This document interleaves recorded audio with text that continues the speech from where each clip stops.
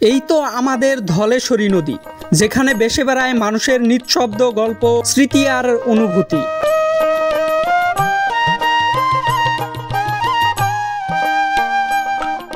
ধলেশ্বরী নদীতে বিলীন হয়ে গেছে হাজারো মানুষের ভিটেমাটি ও তাদের স্বপ্ন।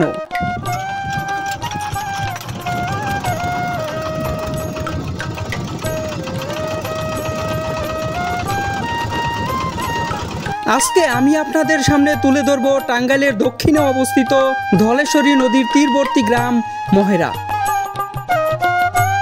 মহেরা গ্রাম ডুবে গেছে ধলেশ্বরী নদীর অতল গহ্বরে, আর তারা এখন স্থানান্তর হয়েছে অন্য একটি চরে। মহেরা চরের উদ্দেশ্যেই আজকের যাত্রা।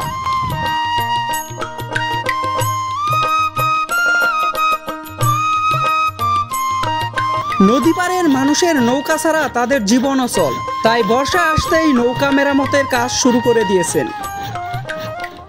কত বছর আগের নৌকা এটা?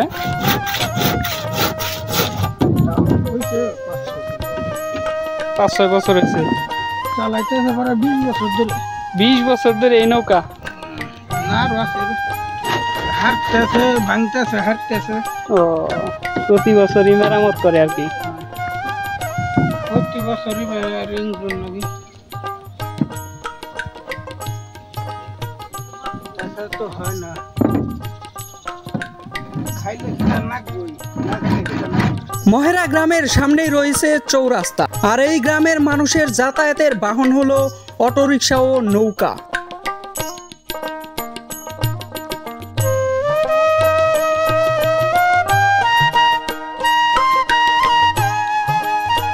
রাস্তাটির ঠিক পাশেই রয়েছে পাটখড়ির ভেড়া জড়িত ছোট্ট একটি চায়ের দোকান, যেখানে টিভি দেখতে দেখতে চলে গ্রামের মানুষের চায়ের আড্ডা।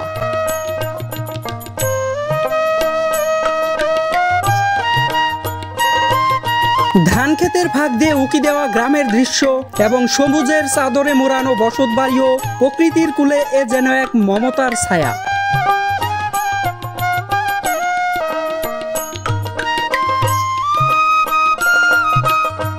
নদীর কোল ঘেঁষে এ যেন এক ছোট্ট আশ্রয়, যেখানে বাতাসে মিশে থাকে গল্পের সুর। প্রকৃতির কূলে গড়া এই টিনের ঘরগুলো যেন মাটির সঙ্গে এক আত্মার বন্ধন।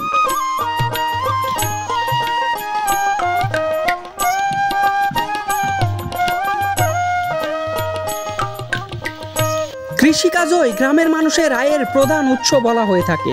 এখন চলছে চরের মানুষের তিল কাটার মহাব্যস্ততা। কৃষকের প্রতিটি ফসলেই লুকিয়ে থাকে অক্লান্ত পরিশ্রম ও ভালোবাসা।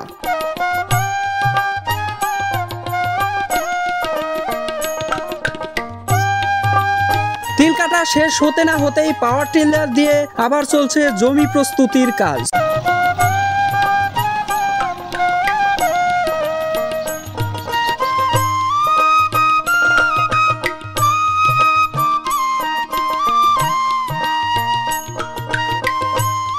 কৃষিকাজের পাশাপাশি তারা গবাদি পশুও লালন পালন করে থাকেন।